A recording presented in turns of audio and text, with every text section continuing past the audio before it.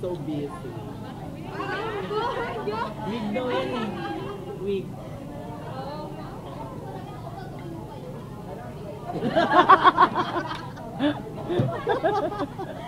Oh my God, ako din.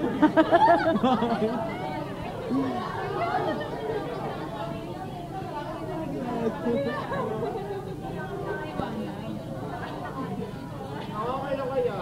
Ano yung ginagawa na? Ginagawa? Ginagawa? Oo. Pakita mo yung picture. Ano? I see. Parang I see. Ay, si Big Fonseca. Blush. Kala ko nga wig eh. What do you mean? Okay, I'm looking forward to talk to you in English. Makeup tutorial doon, baby. Makeup tutorial, okay. Salita ka tabi. Okay. Pag maputing-maputi yung mukha. Oy. Chinese na lang. What yaw? Charot. Wah! Hindi, kasi ano... Makeup tutorial. Sa makeup tutorial, okay. Pag maputing-maputi na yung pundasyon mo, ito muna, sa base muna tayo. Huwag na kayong gagamit ng concealer. Kasi pangit ang concealer eh. Lalo na pag maaraw, nagbubuo-buo yung concealer sa mukha. So, BB cream yung gagamitin nyo. Pinakamagandang BB cream is Moss View.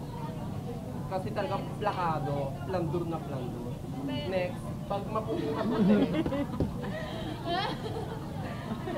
Lip glossan muna. Okay. Pag maputing-maputi naman yung mukha mo, ang pagko-contour, ganda lang. Number 3. 1, 2, 3. 1, 2, 3. Ganon. 1, 2, 3. Tatlong ganon. Pag mataba naman mukha mo, tulad mo, mataba ka, sa ilalim ng cheekbone, para payak tignan. Effect yun. Maglalagay ka ng nose line, kalahati lang. Simula dito, hanggang dito. Oh, nose! Simula dito, pag ano. Kasi kailangan effect yung T-zone.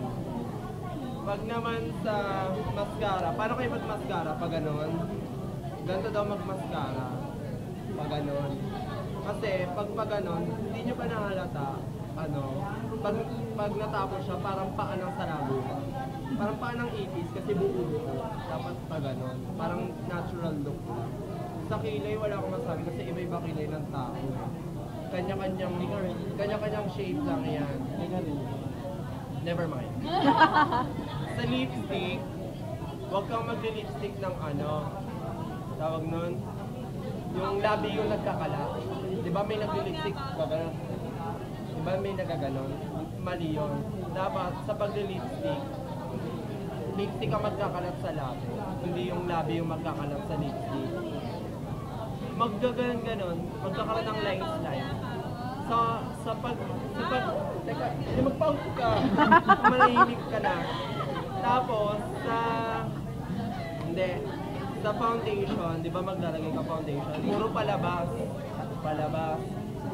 Sa leeg, pag ganon. Lagi nyo isasama yung leeg. Kasi, pag hindi nyo sinama yung leeg, halatang tayo mukha sa leeg. Tulad na ito, mukhang leeg. Ayun. Ano pa ba?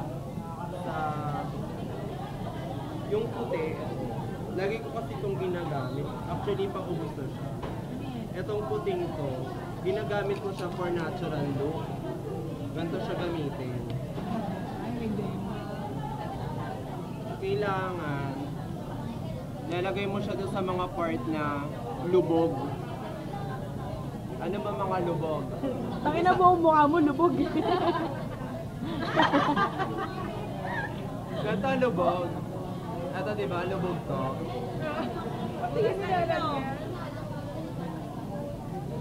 Yan. Hindi lang pala lubog, pati to. Hindi mo ang uhog.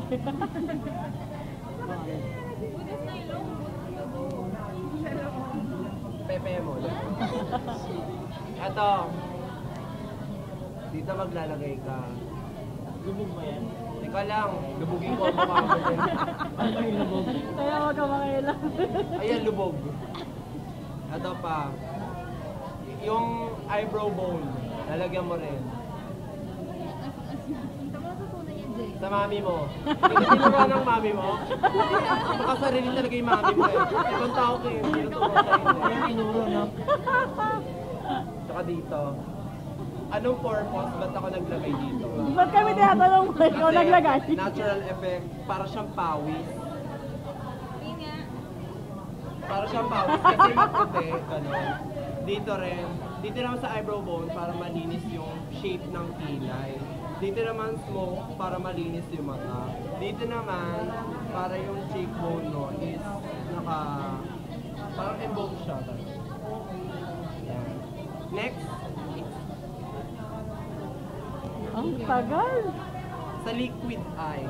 Pag nagli-liquid eye ka, di ba lagi kayong nakikita nyo sa ibang tao laging may check line, may buntot, pangit yon, hindi na uso yon.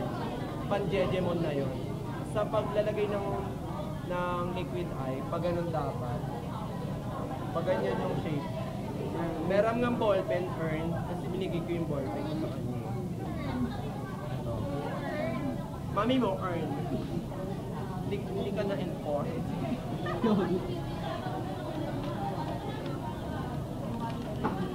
Ganda paglalagay. Ay,